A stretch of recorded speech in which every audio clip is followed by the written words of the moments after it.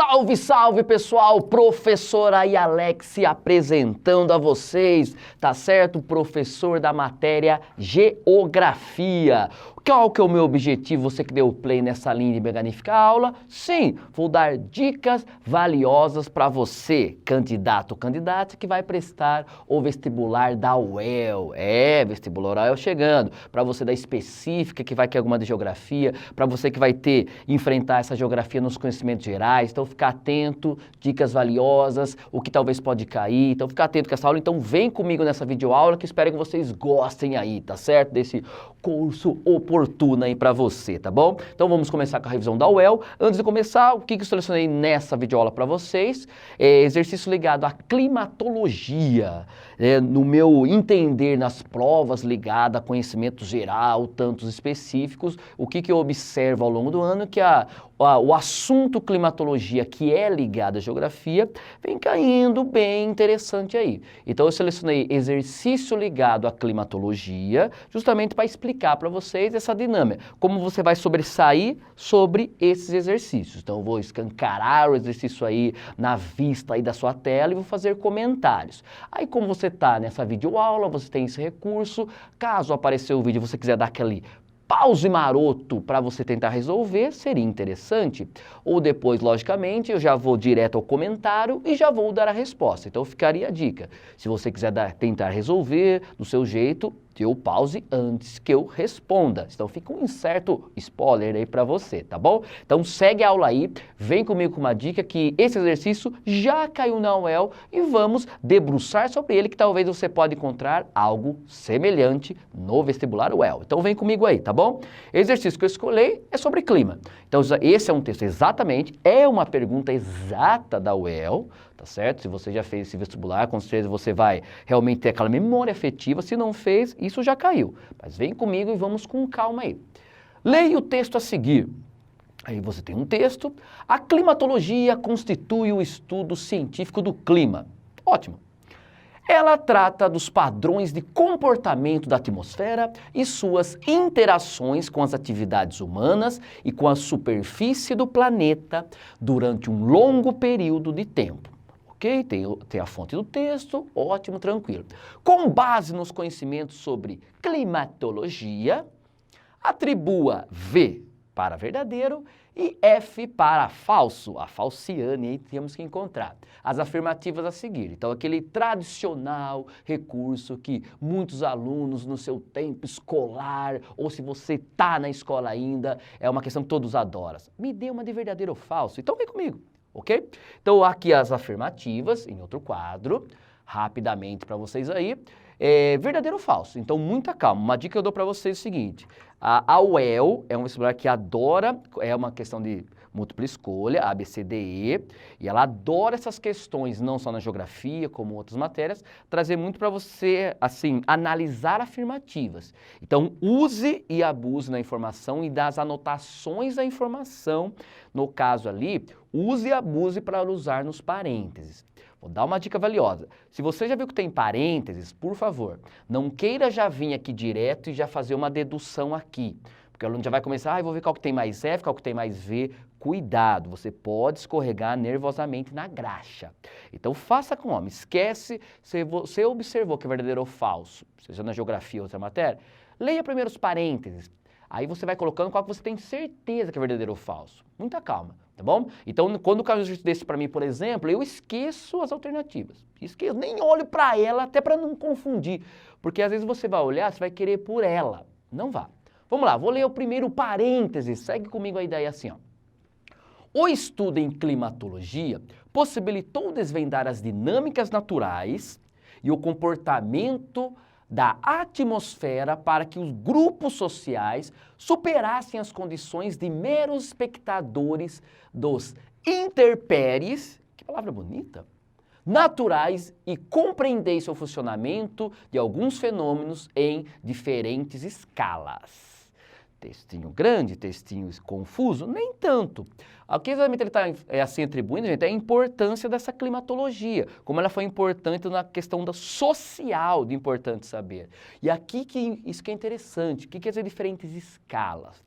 escala local, proximidade, uma escala regional, você abrange mais, ou até uma escala global. Então, a climatologia, ela pode aprofundar em quais escalas quaisquer. Cabe a entender o porquê você vai usar para entender os fenômenos climáticos, tá certo? E se você observar, gente, ela traz um pouco isso aí no texto. Grupos sociais, compreender a importância. Observou que ela está muito, eu gosto de pensar, quando você começa a ler assim, ela está muito zen. Ela está muito assim, nossa, ela é importante, ela vai ser legal. Olha, grupo social para níveis e escalas. Então é óbvio, meus queridos, é óbvio. Deixa eu colocar minha caneta aqui linda, maravilhosa aqui para vocês. É óbvio, com certeza absoluta, essa você vai pôr um Vzinho. Então, calma, essa é V. Aí vai no segundo parênteses, calma.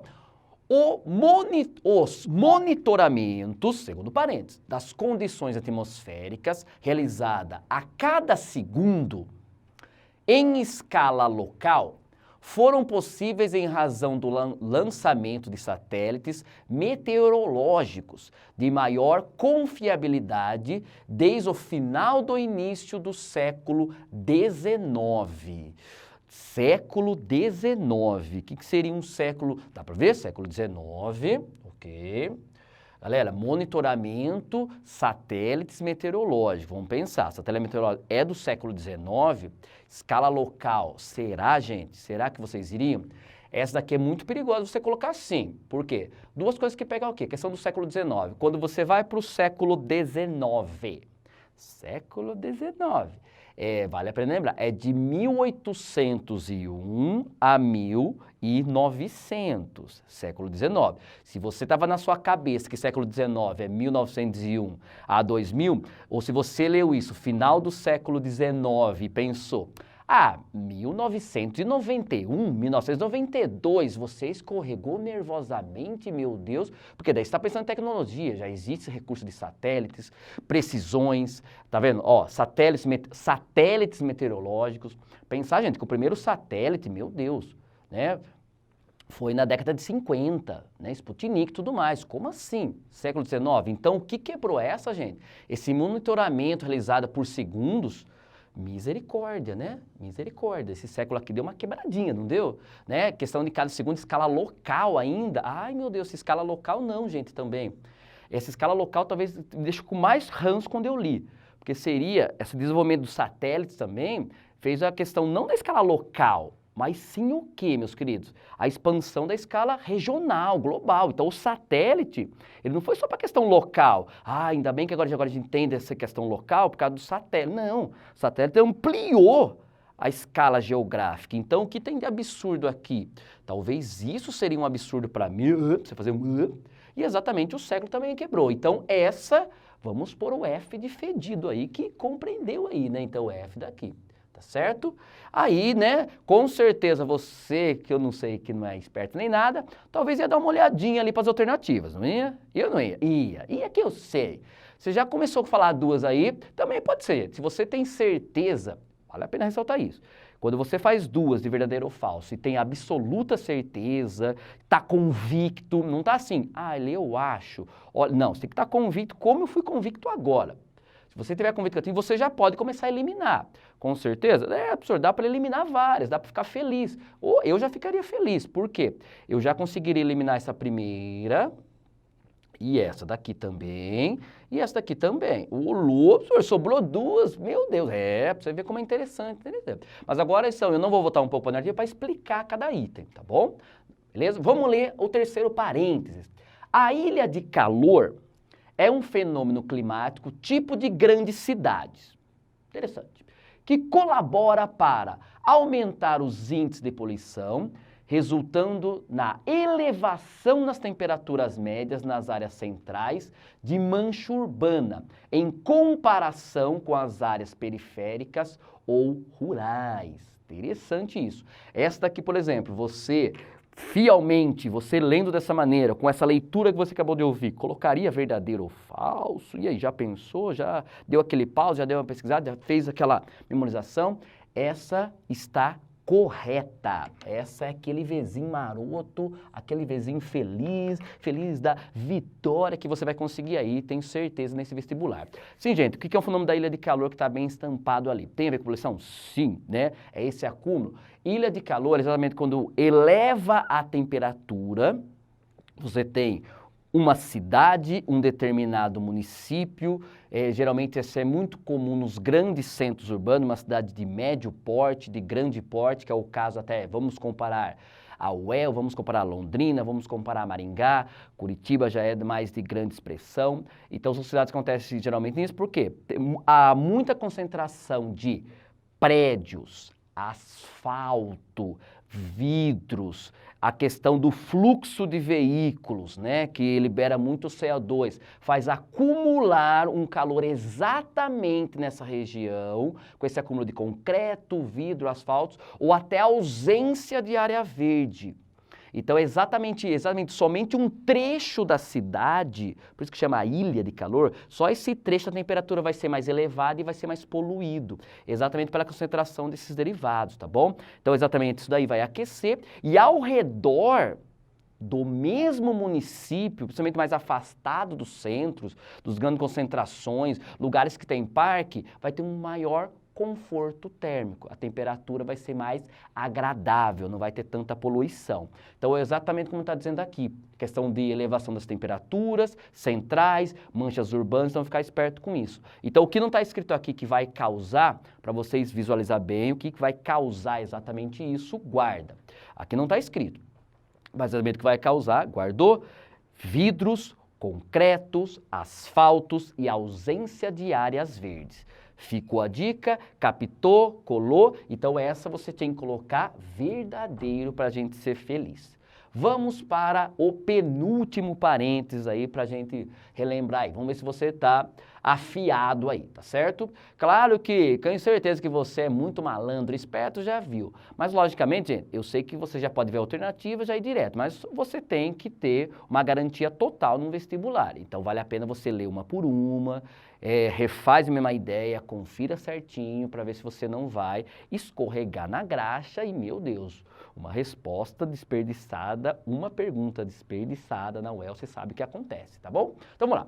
O difícil acesso às informações meteorológicas e climáticas tornou os conhecimentos das dinâmicas atmosféricas planetárias e regional restritos à elite científica, o que impediu a elaboração de pesquisas e a popularização da ciência climatológica. E aí, turminha, o que vocês, obviamente, pensando nisso? O acesso à informação meteorológica já começa aí. Só o começo já me deu um tabu, só o começo eu já ia ficar um pouco coçando a barba, filosofando. Por quê? Olha só, difícil acesso é só pensar no seu simples, magnífico smartphone, celular, tablet, esses recursos tecnológicos que é quase nossa mente, a nossa vestimenta hoje em dia. Tenho certeza que você tem N informações dinâmicas, rápidas e conhecimentos que chega até você, que você consegue fazer uma leitura, que você não precisa ser um perito, fazer uma faculdade de meteorologia para saber a questão da máxima, da mínima, da questão de os básicos das questões climatológicas, temperatura, vento, etc., que está em suas mãos. Então esse acesso não é exclusivo para uma elitizar. Então, a tecnologia, os recursos tecnológicos, a informatização colaborou muito para uma pessoa mero, comum, normal, de outra área do conhecimento ter acesso. E aqui está falando que ficou meio restrito. Eu não gostei muito disso, sabe? Assim, lá, restrito à elite científica. Não gostei disso, não. Uma pessoa, talvez, se você entende, você sabe o que é um calorífero, claro, na sua limitação intelectual. Mas você impediu a elaboração de pesquisas? Não, pelo contrário. Talvez, assim, eu sei que existem meteorologistas, mas existem áreas afins ligadas à climatologia que também faz pesquisa com clima. A própria minha matéria, a geografia, existem pessoas formadas em geografia, com a graduação de geografia, que esse cara aqui já fez, que fazem pesquisas ligadas à climatologia. Então não é algo restrito. Olha, só pessoas que, peritos, entendem, isso daqui está muito falciane, né, gente? Muito falciane demais. Melhor deixar quieto, né? Falciane demais. E aí tem o último parênteses, para a gente finalizar e também explicar, que é interessante para vocês. Os elementos do clima tracinho. Radiação solar, temperatura e umidade do ar, pressão atmosférica, velocidade e direção dos ventos, precipitação, são grandezas que caracterizam o estado da atmosfera e descrevem suas condições em um dado local e instante. Essa está correta? Obviamente, né? Eu sei que você é um cara muito esperto, ou você, menina, é uma menina espertiza demais. Tenho certeza que você já viu a alternativa, já dava para matar. Já dava, claro. Que isso, professor? Com certeza sim. Né? Você matou, né? Essa é verdadeira, né? É aquele momento que você usa a estratégia, só sobrou, eu ia deduzir já por aqui que eu sei. Então, essa questão do verdadeiro ou falso, lógico que eu fiz aqui numa dinâmica mais rápido e fácil para vocês, mas só toma cuidado. Tenta fazer aqui primeiro, não olha ali, depois você começa a eliminar. Por exemplo, assim, se você faz aqui primeiro, é reto. Pode ir direto, gente. Você vai já eliminar essa, a C, obviamente, e só vai sobrar a alternativa D. Ótimo, sobrou a D, seja feliz. Só a questão de elementos climáticos nessa questão vale a pena. Elementos climáticos é exatamente esses elementos que estão aqui. Eu gosto de pensar, existem elementos e fatores. Se tivesse escrito a palavra fatores do clima, erro mortal. Fatores do clima têm diferença com elementos de clima. Vamos ficar bem claro? Isso aqui pode ajudar muito. Então, elementos do clima. Radiação solar, temperatura, umidade, pressão atmosférica, circulação do vento, tudo essa precipitação. Lembra que precipitação, cuidado com essa palavra, vamos acostumar, viu? Vestibulando, Zuel. Precipitação é chuva, granizo, neve, tudo que cai exatamente da atmosfera. Então, precipitação é exatamente o que cai. O nome já diz, precipita, né? Tá certo? Isso são os elementos. O que seria fatores? Fatores é algo que influencia o clima. Tem uma diferença mortal. Influenciar o clima é diferente de elementos. Eu gosto de brincar assim, ó. Elementos de um clima, se você não quer ficar confuso, elementos é aquele assunto dentro do clima. É aquele assunto que eu gosto de brincar assim. Uma fila de espera em pleno banco, hora do almoço ou pós do almoço. Você está na fila, qual é o assunto mortal da humanidade para começar o assunto com uma pessoa desconhecida? Será que vai chover? Choveu ontem, né? Nossa, como faz frio hoje? É o famoso elemento de clima, é assunto dentro do clima. Se eu começar a falar de temperatura com vocês, tem a ver com clima? Tem. Vou falar de chuvas com vocês, tem a ver com clima? Tem. Vou falar de ventos, que ventania? Tem a ver com clima. Agora, se eu falar, olha a diferença. Eu quero falar de altitude, o lugar alto, o lugar é baixo, o lugar tem planície, o lugar tem montanhas. Esse assunto tem a ver com clima? Não, mas interfere. Lugares altos, menores temperaturas. Lugares mais baixos, tem a maior pressão atmosférica, são mais quentes, etc. Então, quando você fala fatores, você está falando de influência. Eu gosto de pensar assim, algo que não tem nada diretamente com clima, com climatologia, mas interfere. Acabei de falar a altitude interfere? Sim, lugares altos são frios. Ótimo. A latitude. O que é latitude? Calma, vamos lembrar? Linha do Equador, Trópico de Câncer, Trópico de Capricórnio, Círculo Polar Ártico, Círculo Polar Antártico. Professor, isso aí são linhas imaginárias, sim, mas ela interfere. Questão da radiação solar, quanto mais próximo da linha do Equador, mais elevada a temperatura. Tá certo? Uma hidrografia também é um fator, porque a hidrografia interfere na umidade, a maritimidade próximo do mar interfere, é um fator. A continentalidade, meu Deus, que palavra, a continentalidade quer dizer que é afastado do mar, interfere na questão da umidade, da amplitude térmica? Sim, tá bom? Então é exatamente isso que eu peço para vocês aí. Entenderam? Então parabéns, se você deu aquele pause e tentou fazer, AD para vocês aí. Agora, só finalizando para vocês essa videoaula, eu selecionei um exercício que também é o EL, saindo do assunto de climatologia, que eu acho que vai que aí vocês vão encontrar alguma ligada à climatologia, espero ter jogado. Vamos falar um pouco de alguma dissertativa. Para vocês, principalmente pessoal aí, que vai cair específica a geografia, fica a dica. Mesmo que não seja específica, fica também esperto com alguns assuntos importantes ligados à demografia. Assuntinho muito constante aí nos vestibulares da UEL, tá bom? Muito que eu vejo aí. A questão da demografia, a questão do estudo da população. Isso aqui caiu na prova específica geografia para vocês terem noção. Primeiramente, diz assim, já de cara, analisa os gráficos a seguir. Aí tem o primeiro, taxa de crescimento geométrico anual. Brasil, censo demográfico, 2050. É óbvio, gente, já tem de cara. Primeira coisa, uma observação num gráfico, está tendo queda. Então, a taxa de crescimento do Brasil de 1950 a 2010, queda. Taxa de crescimento geométrico anual. Taxa de fecundidade. Aí vocês estão vendo gráficos aqui de colunas que também está diminuindo. Pensando em 1950 a 2010, então ambos os gráficos já têm um fator em comum. A taxa de crescimento, e a taxa de fecundidade total, diminuindo, né? Diminuindo muito até os valores para você sempre resgatar o gráfico. Aí eu testar um texto grande, você vai falar, ai, que texto grande. Relaxa, gente, é só um texto leve para vocês aí. O texto diz assim, analise os gráficos a seguir, aí embaixo tinha um texto dizendo assim, ó, em 60 anos a população brasileira aumentou em 138 milhões de habitantes.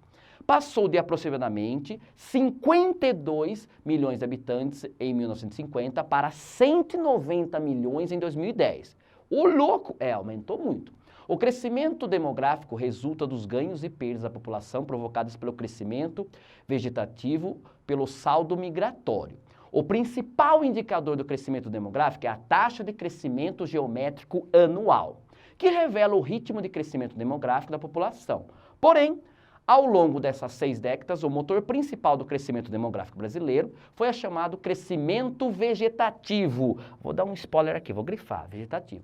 E o saldo migratório teve pouca influência no crescimento da população brasileira. Previsões do IBGE indicam possível redução do tamanho da população brasileira a partir da terceira década do século XXI. Um dos fatores que sustenta essa previsão é o comportamento da taxa de fecundidade, importante aqui, que por sua vez representa o número de médio de filhos por mulher em uma idade reprodutiva.